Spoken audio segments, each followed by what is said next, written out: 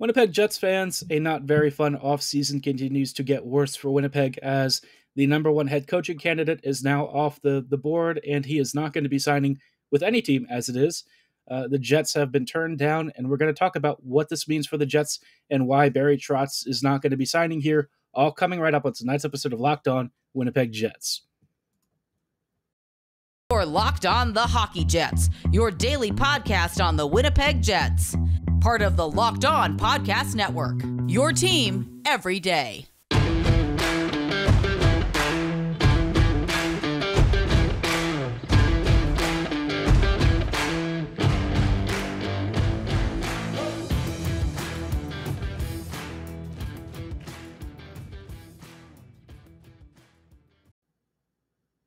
Greetings, Winnipeg's Jets fans.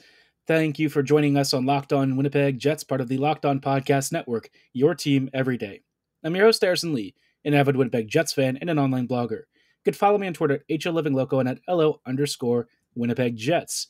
Thank you for making Locked On Jets your first listen of the day every day. If you enjoy what you're hearing, be sure to like, follow, and subscribe on your favorite podcasting platform of choice, including Apple, Spotify, Google, Megaphone, Odyssey, and YouTube. Doing so is 100% free of charge and ensures you never miss another episode. But most of all, we just really love and appreciate your support. Now, on tonight's episode, the bad news train is continuing to roll for the Jets.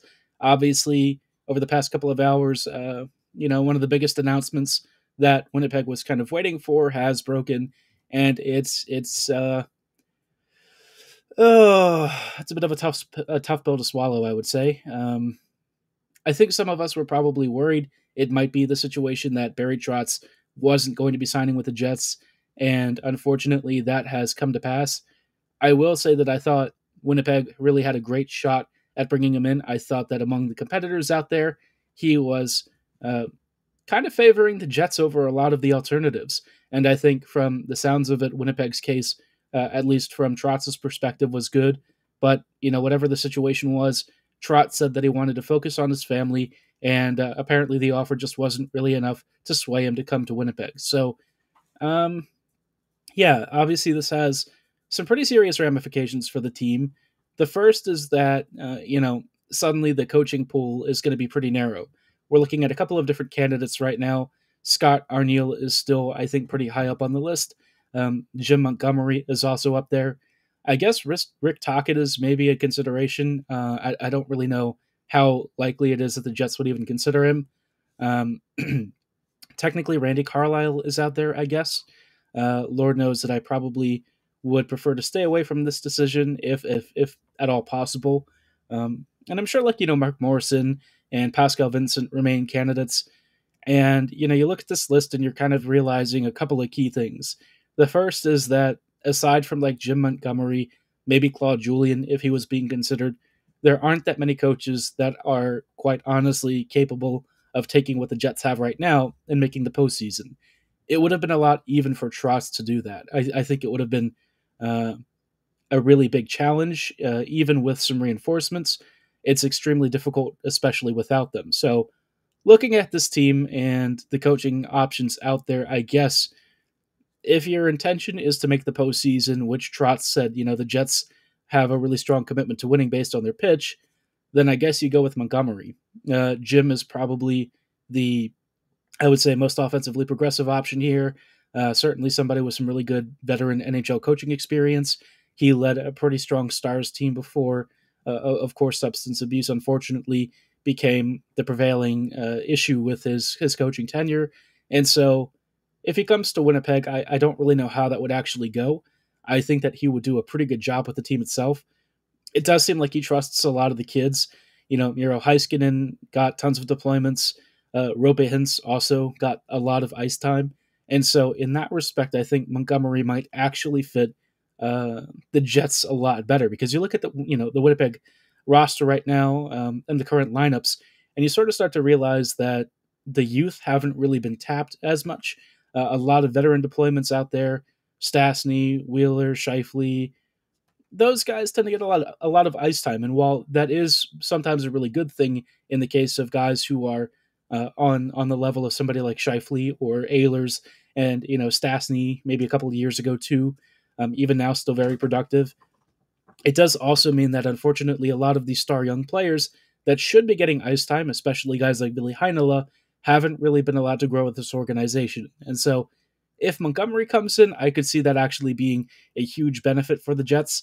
We haven't really had a coach that's good at developing young talent, and the only time that the young talent has been allowed to blossom is usually due to like injuries. And even then, they'll string together a couple of really good games and then probably get benched after that. So, yeah, not really an ideal situation that we're dealing with here. But if you're looking at those options, Montgomery probably makes the most sense.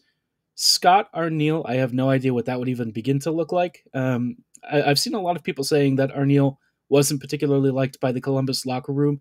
I don't know what happened between Arniel and the rest of the players. I can only speculate that there was some sort of a row during some of their weaker performances out there. Whatever the situation is, if Arniel walks into Winnipeg, he's already got a really bad locker room to deal with. Of course, this is assuming that everyone returns next year, which we know for a fact that's just not going to be the case, most likely. So, yeah, I look at the situation and I feel like you basically have to think of it as Montgomery or bust now. And if it's bust, then start thinking about a coach for the future rather than somebody for the present, because you only have 2 seasons as an organization that feels it can contend.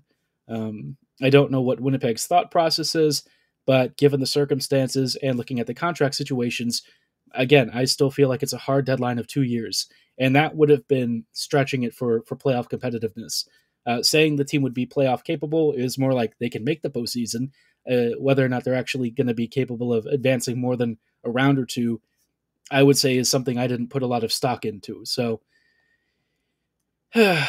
yeah, long and short of it is Trotz walking away from the Jets is maybe suboptimal if you're looking for playoff performances, but in just a little bit, I'm going to talk about why I feel maybe this was the best and most helpful long-term option for the Jets, because you're looking at this team and you're starting to realize there's not as much to work with here as we thought. We'll talk about how the Jets sort of process this and what they do next, coming right up in just a little bit. But before we go any further, I do want to shout out our wonderful partners at betonline.net. BetOnline is your number one source for all of your betting needs and sports info. You can find all the latest developments, league reviews, news, and more, from Stanley Cup Finals to MLB baseball scores. No matter the sport you're into, they've probably got it on hand. I've even seen German Bundesliga football on there, F1, IndyCar, NASCAR, horse racing, tennis. I mean, they really have every base covered. And if you're not into sports, no problem. They've also got Vegas casino games so that all users are satisfied and can find something they love.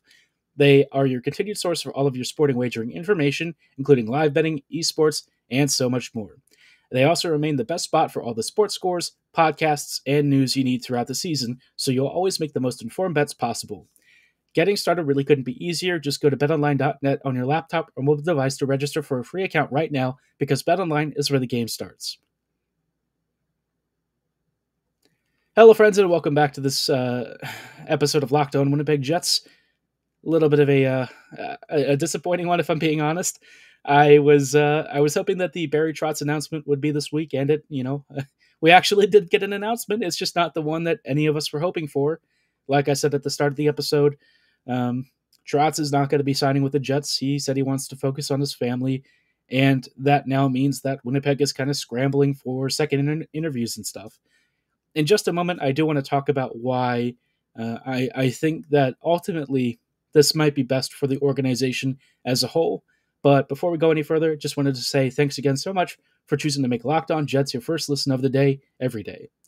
Now, as for Winnipeg and Barry Trotz and how the organization deals with the ramifications of him not signing here and taking a year off of coaching, I basically see the Jets as having no choice but to rebuild. I hate to say it, but I feel like unless you got Trotz, who would come with a really big, expensive supporting staff and probably would want to make some changes to the roster, suddenly any other coaching solution is going to be a lot more limited, and my guess is not really good enough to carry the Jets to a postseason spot. So rather than trying to force something that's not really likely, we already got the news that Wheeler and Pierre-Luc Dubois both probably want to leave. I just feel like it's time to tear it down. The Jets have been mediocre for years. We've spent nearly a decade watching a team that, a couple of years gave us some really fun playoff runs. 2014-15 was that first delicious taste of greatness, even though it was very brief. That team, it was hardworking. It embodied the gritty work ethic that people love with hockey. The Jets were actually borderline elite at controlling play, defensively sound, and they were just a fun team. Fast forward to 2017-2018, and that was maybe one of the best teams I've ever seen. That Jets team had everything, and ever since then, Winnipeg has always chased trying to somehow match up to that without spending any real resources to get back to that point. So, we've wasted a lot of years of prime Jets player performances, and I feel like there's not really a choice now. If Trotz is gone, Winnipeg kind of has to do the rebuild. And I think that that's okay. The reason I would say this is the choice now is because, like I said, the window is 2 years, and a couple of Jets players on this team right now have very favorable contracts for trading. Scheifele's on 2 years. There's a couple of other guys who only have a couple of seasons left. I think Hellebuck also has 2 years or something. So if you're the Jets and you could even stomach retaining salary, you could make a massive haul at the trade deadline or even during the summer on a number of these players. I hate to be the pragmatist here, but I think the Jets need to get as much as they possibly can because they're going to be starting from scratch here with only a couple of active players that are going to be part of the future core. Ehlers, I think, is somebody that you really don't want to trade. Kyle Connor, I think, is kind of a luxury player. I love him a lot, but I also kind of see a scenario where his finishing talent is truly magnificent. And he's kind of at the age where at some point in the near future, you probably would see maybe a little bit of a downturn in some of his form. And so, the next couple of years, it's like he's going to be a great goal scorer for you, but that's not necessarily the most important thing if you're starting to tear it down. And so contract-wise, I think he could actually be moved for a pretty big return. He's got decent control left, I think, a few years. And, goal scoring in this league is definitely at a premium. It was up this year, but you're talking about one of the top 5 or 10 goal scorers last season. So I feel like players like him can probably be let go. Going down the list, of course, Wheeler probably has to go. Neil Pionk, I think, is another player who probably should be traded. I like him, and I think that he's a fun guy, but, this past season was kind of a disaster. And if this is what he's going to be going forward, then the Jets really can't afford to keep him around for too much longer.